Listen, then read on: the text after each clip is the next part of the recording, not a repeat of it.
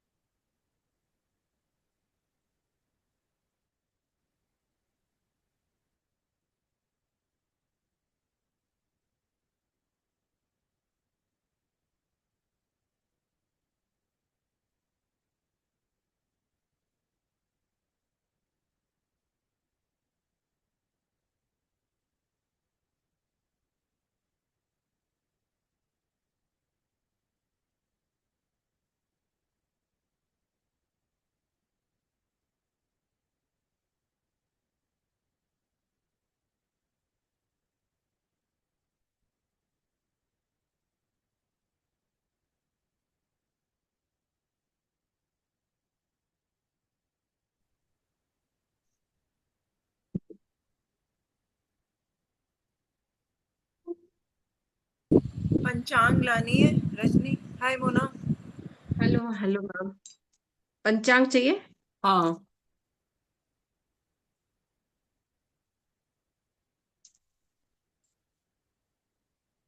पंचांग अब हमेशा लेके बैठना, क्योंकि एंड है सब कुछ तो मैं करवाती जाऊंगी। नए वाले पंचांग में पेज नंबर 143।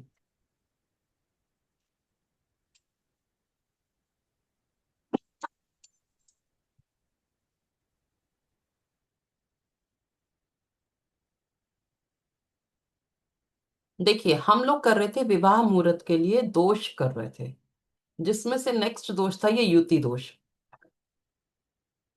युति दोष क्या होता है? जब चंद्रमा विवाह मुहूर्त की कुंडली में चंद्र नक्षत्र में कोई और ग्रह स्थित हो, तो वो अशुभ प्रभाव देता है। यह प्रभाव निम्नलिखित स्थितियों से कम हो जाता है जब चंद्रमा उच्च राशि का और वर्गोत्तम हो। ये तो नॉर्मल बात है। ठीक है। इसका मतलब ये है कि जब चंद्रमा के नक्षत्र में वही नक्षत्र किसी और ग्रह का भी हो, चंद्रमा जिस नक्षत्र में है उसी नक्षत्र में कोई और ग्रह भी हो, तो नक्षत्रों की युति हो गई, तो इसलिए उसमें दोष लग जाता है।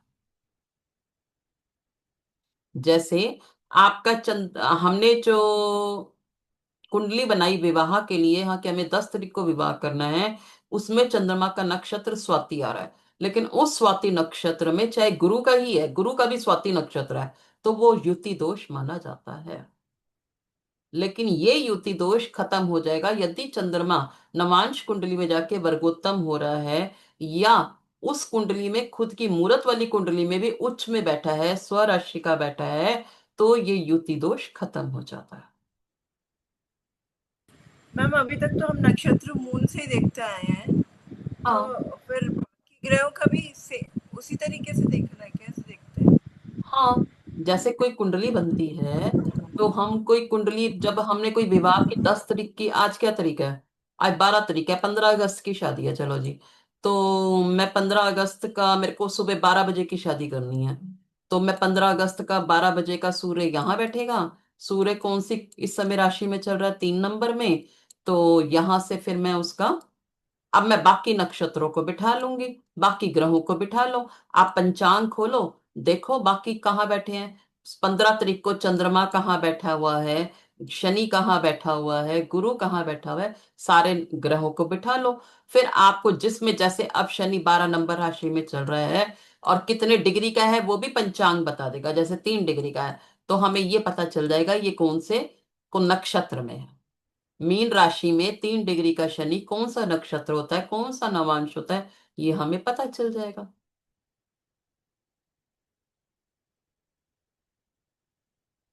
समझ आ गई? मैम, ये पता कैसे चलेगा, पंचांग से या जैसे मून का? नक्षत्र देखते हैं वैसे ही पता चलेगा, कैसे पता जैसे चलेगा? मून का देखते हैं, जैसे, रुको, आप पंचांग से देख रहे हो क्या? हाँ, पेज नंबर निकालो, 110 के आसपास, 110 के आसपास, सितंबर, 15 अगस्त निकालो, जुलाई, पेज नंबर 106,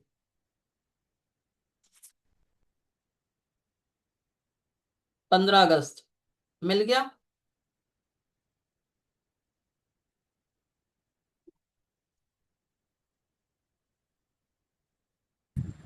हाँ जी। 15 जुलाई निकाल, 15 अगस्त निकालो, हाँ जी मैम। निकल गया। जी। सूर्य कहाँ है? 3 sin 28 डिग्री, हाँ। हाँ जी। तो मतलब 4 नंबर राशि में सूर्य को 28 डिग्री का बिठा दो। तो मैम अगर सूर्य ही मून के साथ युति कर रहा है सपोज, तो सन का नक्षत्र कैसे निकालेंगे, वो मेरा क्वेश्चन है। सन का नक्षत्र।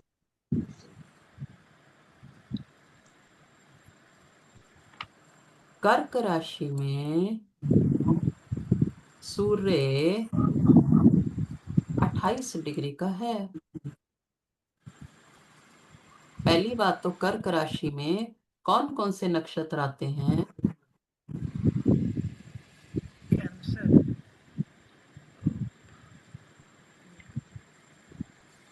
पुनर्वसु, पुष्य, अश्लेषा।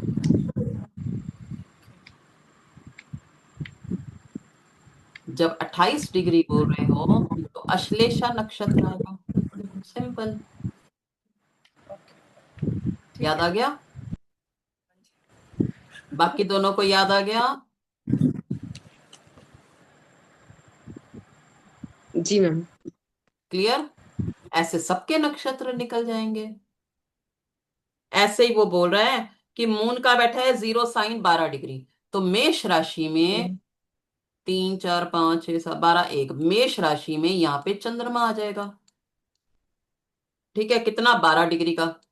12 डिग्री का चंद्रमा को बिठा दो। नेक्स्ट वो 15 अगस्त को कह रहा है कि मंगल बैठा है 5 sin 10 डिग्री का, तो मंगल हम्म। को छह मैम नंबर राशि में, कन्या राशि में 10 डिग्री का बिठा दो। मैम ये कहाँ से टैली कर रहे हो? मंगल 5 साइन पेज ये कहाँ नंबर से टैली कर रहे हो? 106, पंचांग का पेज नंबर 106, 15 अगस्त। देखो कहाँ जा रहा है 15 अगस्त। नया वाला पंचांग है मेरे पास।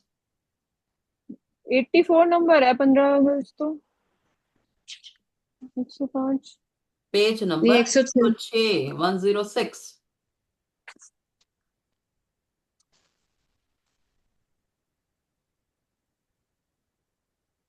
तो मैम, अच्छा ये वाला ऐसे एक बच्चा 15 तारीख पैदा हुआ है, तो यहाँ से हम दाल कुंडली बना सकते हैं?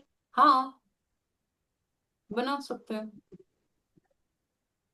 संपाति कल बनाने की जरूरत नहीं, यहाँ से डायरेक्ट बन डेली जाएगा। की डेली की कुंडली तो यहीं से बनती है ना। पंचांग में लेकिन 24 25 का भी आपके पास है, 25 26 का भी है, ये तो दो बना लोगे। लेकिन जो इसके पहले के होते हैं, इसलिए हमें टेबल ऑफ असेंडेंट चाहिए होता है। यदि हमें कहेगा कोई 2000 की कुंडली बनाओ, 2022 की बनाओ, इतने सारे मेरे पास पंचांग थोड़ी है। मैम, एक 100 ईयर्स की पंचांग आता है। सुना है मैंने भी, पीडीएफ भी होगा कहीं, तो हाँ, वहां, मैंने मैंने देखा है, हाँ। तो उसमें से मैंने लिया नहीं ना, मैंने यूज किया। रजनी हम्म। जी मिल गया तो मैं आगे कराऊं? हाँ हाँ हाँ जी मैम मिल गया। दसो तो सही, फिर तो सही। चलो आगे, इनका आप अपने बात कर रहे अपने टॉपिक पे आ जाओ अब। वेद पे हमने कौन से पेज नंबर पे थे? फिर बुला दिया।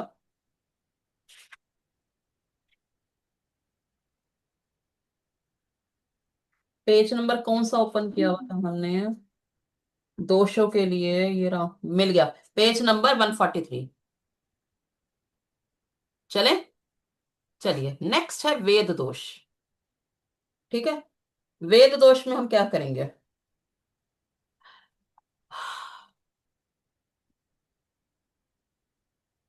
आपकी बुक में ना पंचशला का चक्र बना हुआ है। विवाह की बुक सबके पास है, पेज नंबर 84 खोलो। यहाँ की बुक नहीं है। नहीं है? मैं फोटो भेज दूंगी। वो वाला चक्र पंचशला का ऐसे बना हुआ है, 3 4 5, फिर ऐसे 5 लाइनें ऐसे भी होंगी, ऐसे बना होगा पंचशला का चक्र। पेज नंबर क्या बताया मैम? मेरे पास जो ये वाली बुक है ना, कैसे दिखाऊं, मेरे पास सिंगल मुहूर्त की बुक है, उसका पेज नंबर 84 है। मैंने फोटो भेजी थी, भूल गई। मु- मैम मुहूर्त की बुक बोल रहे हो या वो बोल रहे हो, सिर्फ मुहूर्त। विवाह वाली बुक बोल रहे हो? नहीं, मुहूर्त सिर्फ वाली तो है मेरे पास। ये देखो ऐसे बना हुआ है वो चक्र ना। इसमें क्या लिखा होता है, यहां पर रोहिणी नक्षत्र लिखा होता है, तो जैसे अश्विनी यहां से स्टार्ट होता है। फोटो भेजूं क्या बीच में? मोबाइल कहाँ है मेरा?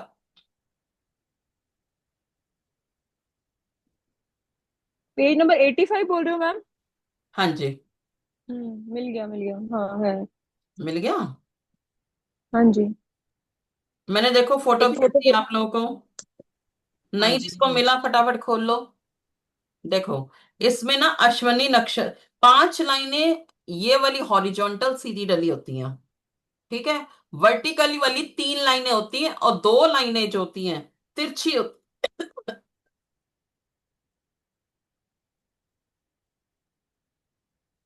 5 सीधी, 5 वर्टिकल, 2 तिरछी। हम्म। इसको बोलते हैं हम पंचशलाका चक्र। मिल गया सबको? जी मैम। जी। अब देखो इस चक्र में, देखो अश्विनी के सामने क्या आ रहा है, पूर्व फागुनी। पहली बात तो ये चक्र 4 बार प्रैक्टिस कर लेना, ये आता ही आता है कई बार बनाने को, ठीक है। 5 सीधी, 5 तिरछी, 5 मतलब हॉरिजॉन्टल, 5 वर्टिकल, दो दो दो तिरछी, ठीक है। अब इसमें अश्विनी कहां से शुरू है वो देखो, और फिर अश्विनी भरणी कृतिका एंटी क्लॉकवाइज चल रहे हैं। और इसमें अभिजीत मुहूर्त भी लिया जाता है, अभिजीत को भी नक्षत्र को लिया जाएगा। 28 नक्षत्र यूज होते हैं इस चक्र में। अश्वनी के सामने आपको नजर आ रहा है पूर्व फागुनी, रेवती के सामने आपको हम्म। नजर आ रहा है उत्तरा फागुनी, उत्तरा रोहिणी के सामने नजर आ रहा है अभिजीत। मिल गया? जी हाँ जी जी। जी मैम। इसका मतलब ये होता है कि यदि आपका जैसे आपका समझ लो रोहिणी नक्षत्र पड़ रहा है, ठीक है, तो किसी और ग्रह का यदि अभिजीत नक्षत्र पड़ रहा है, तो वह उसका वेद कर रहा है, वो उसकी शादी को तंग करेगा।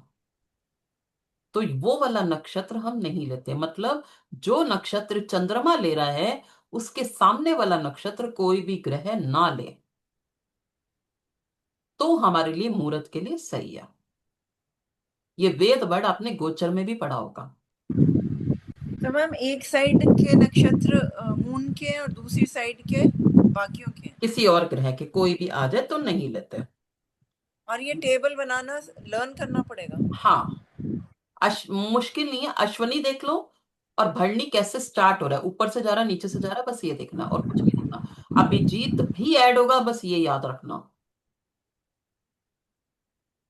ठीक है। और लेकिन इस फिर भी लोग ले लेते हैं, क्योंकि यदि मुहूर्त का चरण, यदि जैसे वो रोहिणी नक्षत्र चौथा चरण पड़ रहा है, लेकिन रोहिणी के सामने अभिजीत में कोई ग्रह बैठा हुआ है, लेकिन उसका पहला चरण पड़ रहा है, तो दिक्कत ज्यादा है। चौथा पहले चरण को वेद ज्यादा करता है, लेकिन चौथे के साथ यहां पे दूसरा चरण आ जाता सेकंड, तो चल जाता। एक कंडीशन तो यह है कि आप लो ही मत सामने वाला। दूसरी कंडीशन ये है कि चरण चेक कर लो, कि मेरे को तो तभी शादी करनी है, तो ये देख लो कि जो चंद्रमा का नक्षत्र चौथे चरण में है, तो उसके सामने वाला पहला चरण तो टोटली अवॉइड है। यदि चंद्रमा का नक्षत्र दूसरा चरण है, तो तीसरा चरण टोटली अवॉइड है।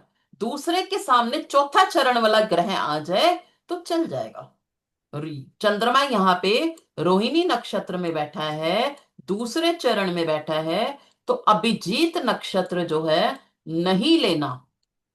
फिर भी लेकिन वो दूसरे चरण में बैठा है, आपको यही शादी करनी है, तो तीसरा चरण अभिजीत का है दूसरे ग्रह के पास, तो कर दो, कोई दिक्कत नहीं है। मतलब एक पार्टनर का जैसे रोहिणी नक्षत्र है और दूसरे का अभिजीत नक्षत्र है, तो उसका पहला चरण है तो नहीं लेना, अगर सेकंड या थर्ड है तो फिर ले लेना है। नहीं नहीं, रोहिणी वाले के पास पहला चरण है, सामने वाले ग्रह का चरण चौथा है, 1/4 की ट्यूनिंग बन रही है, 2/3 की ट्यूनिंग है। 1 वाला 4th चरण वाले को नहीं लेगा, और 2 वाला 3 चरण वाले अच्छा, को नहीं लेगा, या 3 वाला 2 चरण को नहीं लेगा। लेकिन 3 वाला मतलब जो 3 वाला 1 चरण वाले को दे दो। अभिजीत 1 चरण में आ गया, पहले चरण में आ गया, तो चल जाएगा। जैसे हम कहते हैं एडजस्ट हो जाता है। ऐसे ही यदि लगन में यदि ये वाला वेद भी हम इसको खत्म कर सकते हैं, जैसे हम बोलते हैं ना, कोई भी हमारी कंडीशन कोई ऐसे लग रही होती है, तो लगन शुभ हो जाए, साथ में कोई शुभ ग्रह बैठ जाए, या शुभ होरा हो जाए, तो भी लगन लॉर्ड 11th हाउस में आ जाए, तो ये ऊपर की कोई कंडीशन एप्लीकेबल नहीं है, तो हमें वेद देखने की जरूरत नहीं है। तो ये दो, इन दोषों का प्रभाव, एक तो प्रभाव कम हो जाएगा चरण वाइज, वेद दोष का प्रभाव चरण वाइज कम हो जाएगा। दूसरा, लगन में शुभ ग्रह हो, लगन लॉर्ड 11th हाउस में हो, विवाह मुहूर्त शुभ होरा में हो, चंद्रमा बली हो।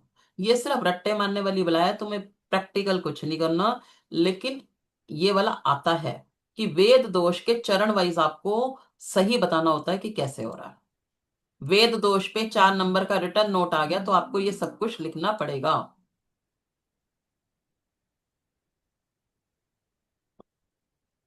वेद दोष आता है, सप्तशलाका चक्र बनाना आता है, पंचशलाका चक्र बनाना आता है। उसके आगे देखो तो आपको सप्तशलाका चक्र भी दिखेगी, वो भी सेम है।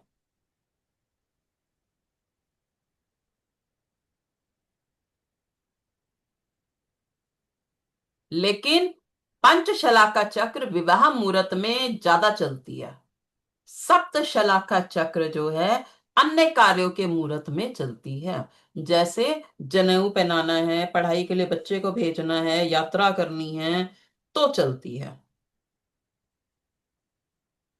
क्लियर? इसको सिर्फ याद करना होता है, हम इसको करके नहीं दिखाते हैं उनको। हाँ, ये वाला एक बात ये है कि आपका यदि नोट लिखने को आएगा, तो जैसे मैंने बाला बार बार बोल रही हूं कि रोहिणी के सामने अभिजीत है, अब आप अपने पंचांग में देखो वेद दोष, सबसे पहले ही लिखा हुआ है रोहिणी के सामने अभिजीत। दूसरा देख लो, मृगशिरा के सामने उत्तरषाणा, दूसरे में देखो मृगशिरा के सामने उत्तरषाणा। मतलब ये है कि वैसे तो आपको बनानी है, लेकिन यदि आपको नोट लिखने आपको आता है, तो आप इसको उदाहरण दे सकते हो कि चंद्रमा का नक्षत्र अभिजीत में है, तो रोहिणी नक्षत्र वेद करता है उसका। ऐसे आप कोई भी बीच में से उठा लेना। मिल गया पेज नंबर 143 पे वेद दोष चक्र 4। हम्म। क्लियर? या वो ये पूछ सकता है कि रोहिणी विवाह के मुहूर्त में पंचशलाका चक्र बनाते हैं कि सप्तशलाका, तो पहले आप लिखोगे पंचशलाका। फिर वो कहेगा विवाह का मुहूर्त का चरण जो है, विवाह का मुहूर्त जो है अभिजीत मुहूर्त में हो रहा है, तो क्या ये ओके है?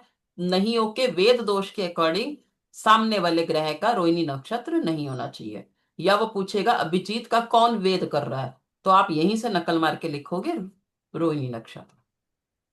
एक नंबर का आ जाता है कई बार फिल इन द ब्लैंक्स में। तो आपको यही टेबल से बना के खुद दोबारा नहीं देखना, एक नंबर के लिए आपको यहीं से कॉपी पेस्ट करना। क्लियर?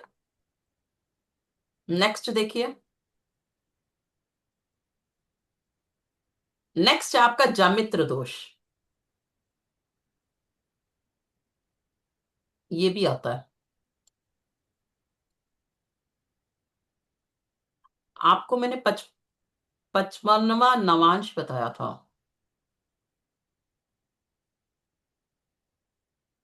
याद है?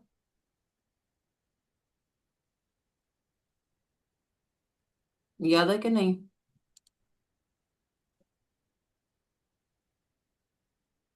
रिमोट बनाना है।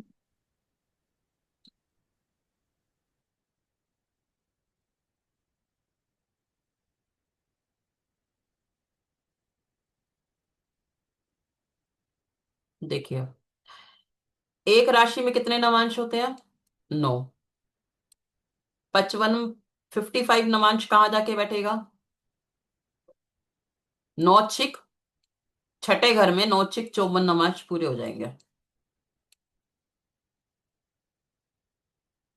तो 55वां नवांश हमेशा 7वें घर में बैठेगा।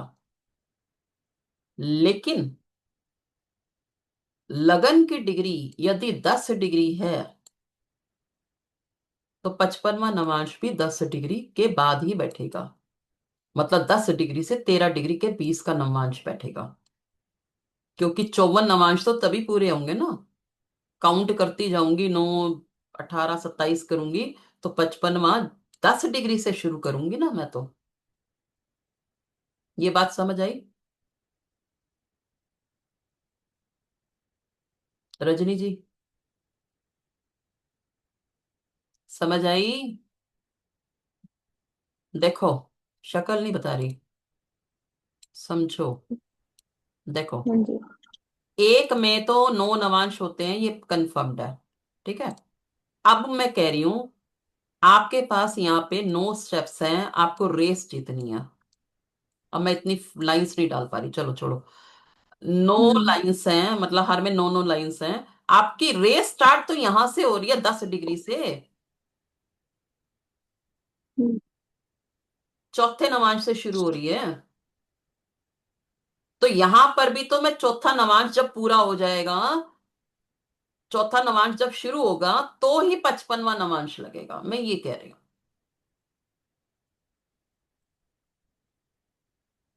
दो बंदे रोटी खाने बैठे, पहले एक ही प्लेट में खा रहे हो, पहले वाले ने तो 2 रोटी खा ली, सामने वाला आया कि यार 2, अब कितनी बनाऊं तेरी? तो आप कहोगे मैंने तो तीसरी रोटी से अब शुरू किया पहली, हम्म। मेरी रोटी तो तीसरी से काउंटिंग स्टार्ट होगी ना, तो वैसे ही यहाँ पे होगा। ठीक है। तो ये हो गया आपका 55वां नवांश। इसका मतलब क्या है? ये आपके मैथ्स में भी आता है। लगन या चंद्र लगन से 7th हाउस में बैठा ग्रह, लगन से देखो या चंद्रमा जहां बैठा है वहां से देखो, 7th हाउस में बैठा ग्रह ग्रह जो होता है वो 55वें नवांश में आता है। तो वो आपको लगाता है जामित्र दोष। जो ग्रह एग्जैक्ट 55 नवांश में बैठा होगा वो अच्छा नहीं माना जाता। ऐसे ही जो 84वें नवांश में बैठा होता है, जो 64वें नवांश में बैठा होता है, ये सब ग्रह अच्छे नहीं माने जाते। ये वैसे भी प्रैक्टिकल भी हमें गोचर में तंग करते हैं, लेकिन हम लोग ध्यान नहीं देते।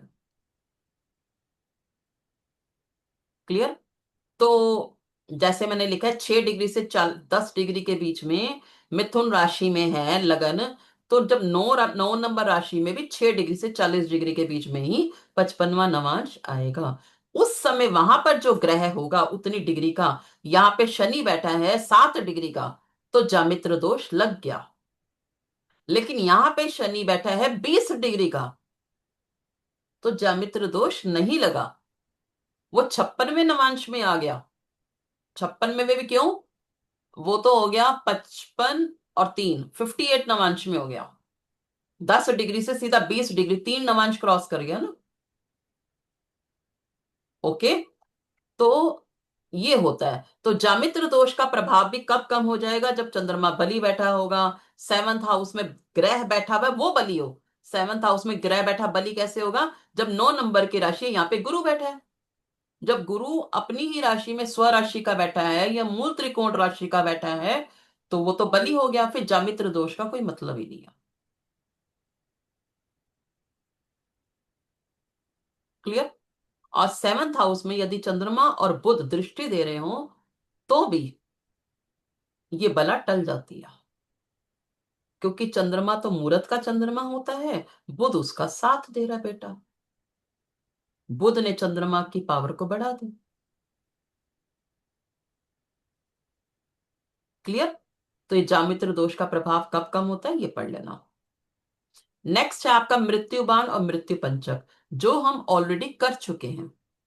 मृत्यु बाण हमने पहले ही कर लिया था, जो हमने पंचांग में से भी किया था, कि जब सूर्य 10 डिग्री का हो, 19 डिग्री, 28 डिग्री का हो, तो वो कौन से अग्नि बाण में जाएगा या चोर बाण में जाएगा।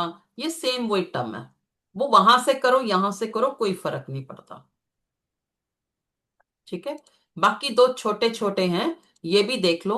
ये ज्यादातर नहीं आते, लेकिन एक नजर मार लो। ये वाले दोनों नहीं आते, एकाग्रल खाजूर दोष भी नहीं आता है, उपग्रह दोष भी नहीं आता। फिर भी एक बार नजर मार लो। ठीक है। एकाग्रल और खाजूर दोष क्या होता है? जब जो चंद्रमा का नक्षत्र, उसमें मूरत का नक्षत्र लिया गया है, वो अशुभ योग में हो।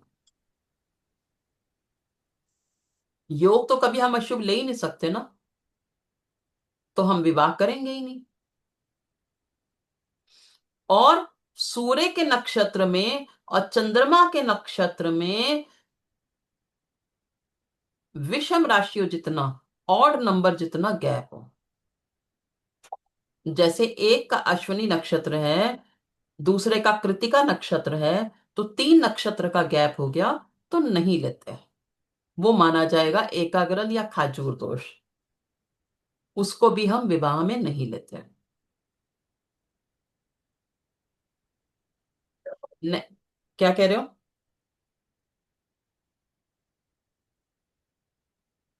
नेक्स्ट है उपग्रह दोष। बस ये पढ़ के स्क्रीन चेंज कर लेंगे, क्योंकि क्रांति साम्य दोष आता है, वो मेरे को आराम से कराना है। उपग्रह दोष क्या होता है? इसमें भी अभिजीत नक्षत्र को लिया जाता है। सूर्य के नक्षत्र से चंद्रमा का नक्षत्र का गैप, यदि 5 नक्षत्र का गैप है, 7 का है, इतने नक्षत्रों का गैप है, 24 नक्षत्र का गैप है, ये है, तो उसको कहते हैं उपग्रह दोष। ये सिर्फ हल्का सा पढ़ लेना, ये 99% नहीं आता। और ये आपके पंचांग में दिया हुआ है, पेज नंबर 143 में ही दिया हुआ है। एकाग्रल दोष भी दे रखा है, बिल्कुल सेम डेफिनेशन दे रखी है, आपको लर्न करने की जरूरत नहीं है। मैं तब तक स्क्रीन भी चेंज कर रही हूं, आप पंचांग में देख लो। उपग्रह दोष भी सेम लाइनें लिखी हुई है। ठीक है, बस रीड कर लेना, आपको लर्न नहीं करना।